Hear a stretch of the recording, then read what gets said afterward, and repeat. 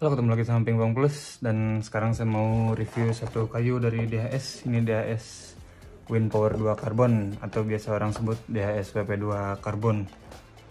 Untuk covernya, cover DHS seperti biasa seperti ini, agak mengkilat-mengkilat, dan di dalamnya ada kompartemen buat nyimpan bednya, menyimpan kayunya. Ini pas. Kita masukin dulu. DHS-PP2 Carbon ini kayu ofensif 7 ply, 5 plywood dan 2 ply karbon, dan karbonnya ini ada di innernya.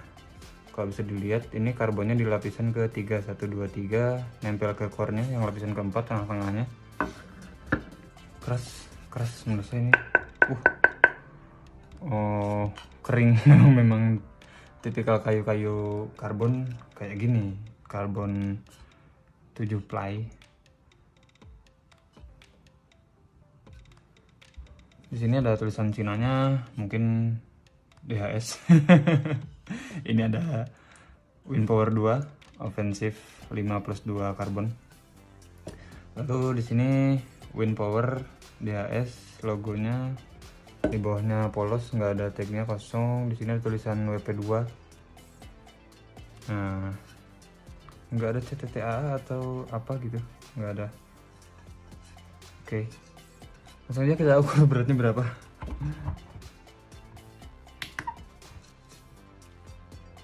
No,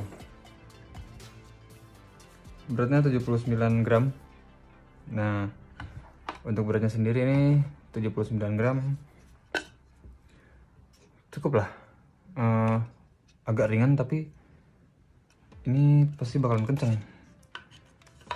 Untuk tebalnya sendiri ini 6,2 mili, jadi 79 gram, 6,2 mm. Lalu kita ukur dimensinya, soalnya ada beberapa orang yang suka tanya ini ukurannya berapa. Mungkin dia punya karet bagas atau apa gitu, takut nggak cukup di sini. Untuk lebarnya sendiri ini 147 mili. 147 mili, dan untuk tingginya ini 151 lah, 151. Jadi 151 kali 147 mili, dan memang agak sedikit compact. Soalnya di bawahnya juga, ini garis bawah sininya cuma 75 mili. Biasanya yang saya pakai itu garis bawahnya bisa antara 85 sampai 95, ada yang 85, ada 90, 95 ada. Jadi ini termasuk compact menurut saya, dan pasti bakalan kenceng. Soalnya compact, terus ini kaku banget, ini stiff banget menurut saya. Jadi langsung aja kita coba di meja gimana rasanya. Kesimpulannya seperti biasa nanti ada di akhir video. Jadi jangan kemana-mana, tonton terus sampai habis. Ini dia DHS Wind Power 2 Carbon.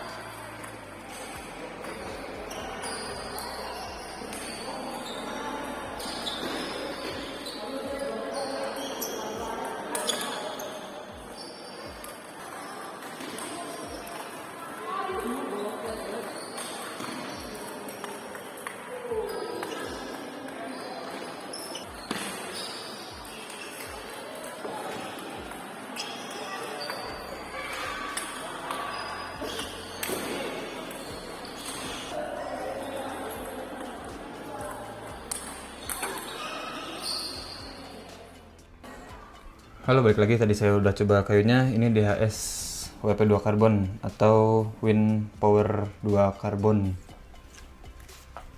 Kayu ini 7 ply dan 5 plywood dan 2 ply karbon. Saya coba kayu ini pakai dua setup. Satu licin-licin Cina Eropa, yang kedua licin long tips.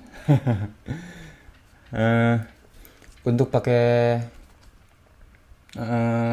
forehand pakai karet Cina.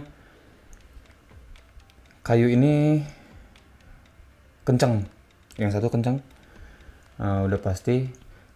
Kayu ini karbon, kayu ini compact, lebih kecil, kayu ini agak tebal, lalu kayu ini ringan. Itu udah 4 faktor yang bikin mempertegas kalau kayu ini kencang.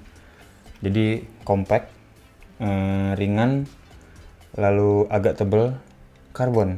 Itu itu faktor kenceng itu ya itu. Udah mutlak lah, udah pasti kenceng. Main pakai karet Cina di forehand, pakai kayu kenceng kayak gini. Si permainannya nih harus agak sedikit berubah. Biasanya saya main yang banyak loop, banyak gantung, banyak parabol. Saya rubah jadinya harus banyak, lebih to the point, lebih direct gitu, mainnya lebih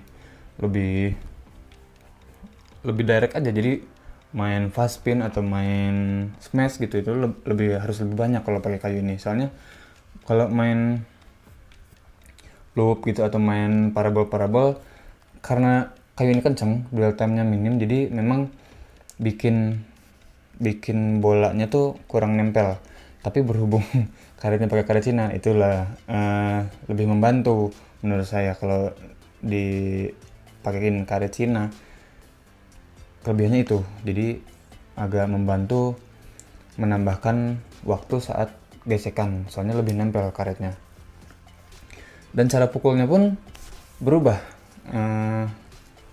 Sebentar.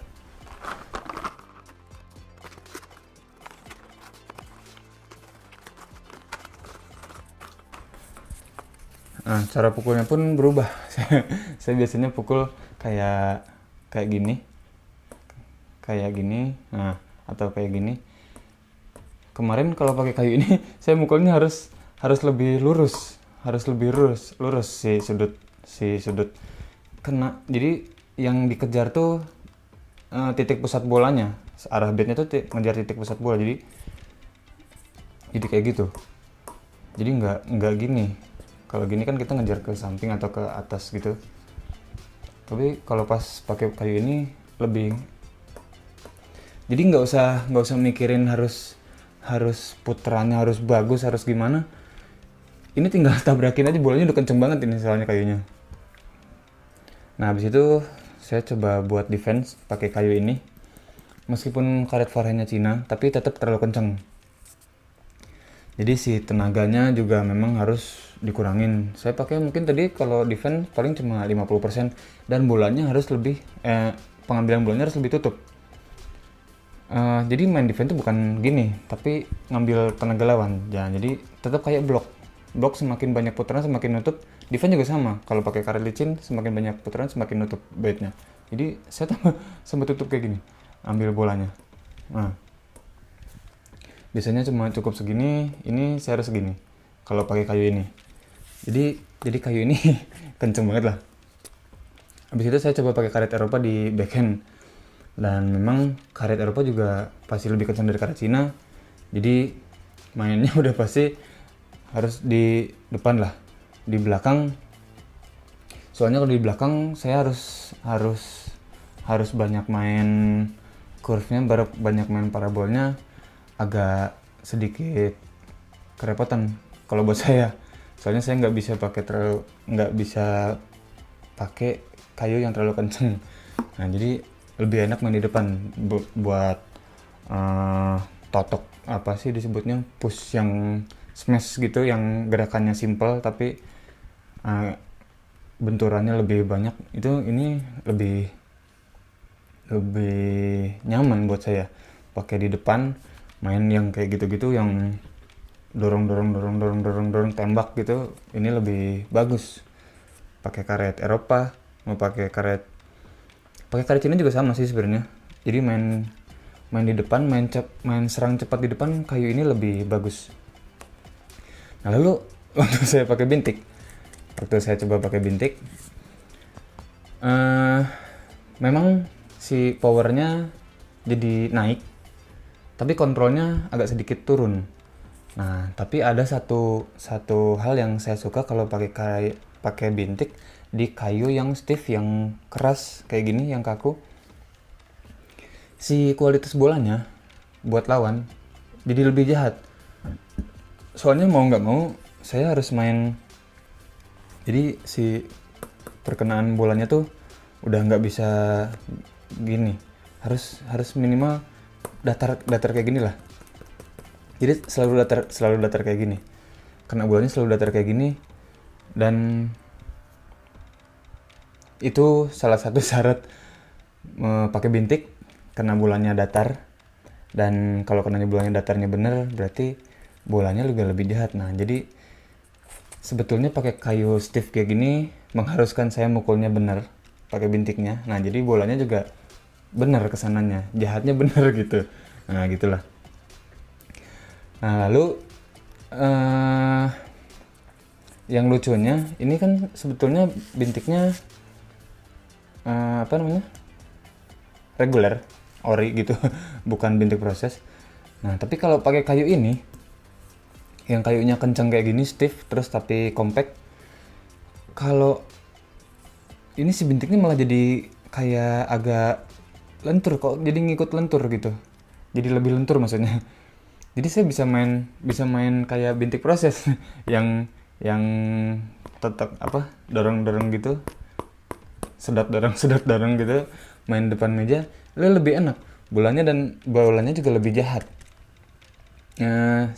Saya kirain bakalan susah gitu pakai kayu kenceng kayak gini, ternyata malah lebih enak kalau buat main bintik pakai kayu yang stiff, yang kaku, itu lebih enak. Nah, jadi sekarang kita ngomongin kelebihan sama kekurangannya aja. Untuk kelebihannya yang pertama, kayu ini ringan, jadi lebih enak menurut saya kalau kayu ringan kayak gini main di depan meja, main serang cepat depan meja, blok smash, blok smash atau gitu.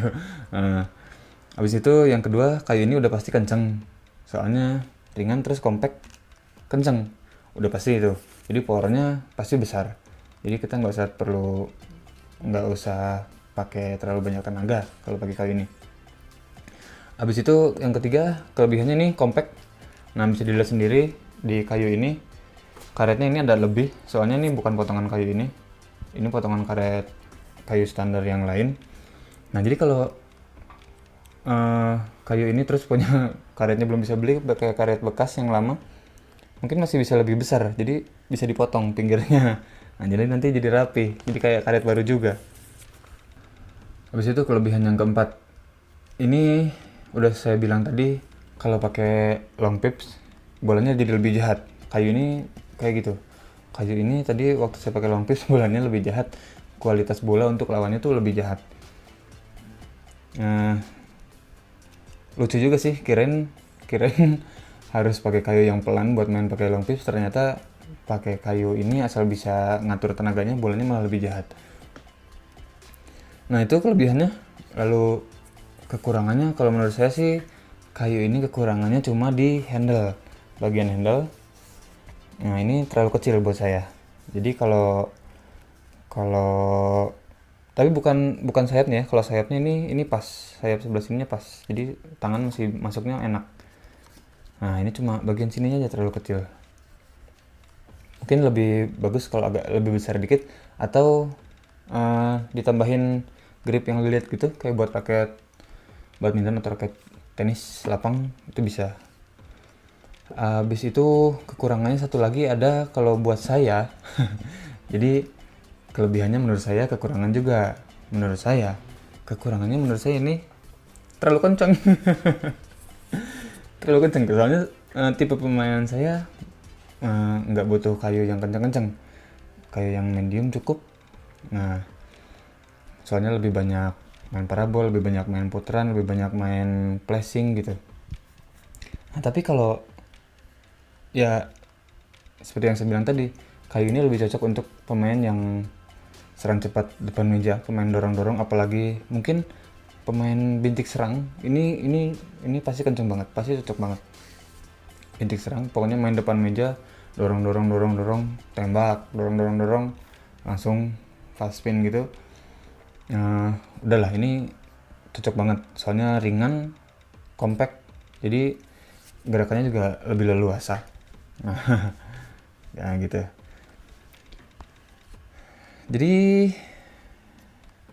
itu sih sedikit dari saya tentang kayu DHS WP2 karbon. Untuk kalau ada yang suka sama kayu ini, ya mungkin misalnya dengar review saya tadi, wah itu karakternya cocok sama karakter permainan saya. Nah, kayu ini termasuk kayu cukup murah, cukup terjangkau, harganya di bawah 500.000. Dan kalau ada yang minat kayu ini, cari aja di online shop. Atau datang ke toko-toko olahraga, adalah toko olahraga. Atau kontak saya bisa, nanti saya cariin. Jadi segitu aja ulasan dari saya. Terima kasih buat yang udah nonton. Jangan lupa like, comment, share, dan subscribe. Kita ketemu lagi di video selanjutnya.